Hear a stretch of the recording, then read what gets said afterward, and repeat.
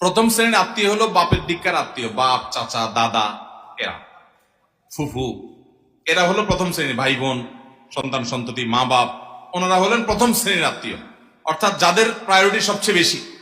এরপরে হলো দ্বিতীয়, যারা আপনার সম্পদের ভাগ পাবে না কিন্তু আত্মীয়, রক্তের সম্পর্ক আছে, তারা কারা? মামা, নানা নানি, খালা। আর তৃতীয় সর্বশেষ সিরিয়ালের আত্মীয়, যাদের সাথে রক্তের কোনো সম্পর্ক হয়তো নাই, হতে পারে হয়তো নাই, কিন্তু চাচাতো বোন বিন করলে সেটা হতে পারে। সাধারণত তাদের সাথে রক্তের সম্পর্ক নাই, তাদের সাথে সম্পর্ক হলো বৈবাহিক সম্পর্ক, সেটাও আত্মীয়তা, কিন্তু এটা হলো শেষ প্রকারের আত্মীয়তা। আমাদের দেশে এবার সিস্টেম করেন, এবার আসেন আমরা আমাদের বাস্তবতাটা মিলে দেখবেন হুবহু উল্টাটা আছে। আমাদের দেশে 1 নম্বরের আত্মীয় বলতে বোঝানো হয় হোর ভাইয়ের আত্মীয় রে, ঠিক না বে ঠিক? 1 নম্বরের আত্মীয় কোনটা মনে করে মানুষ? শ্বশুর বাড়িটা।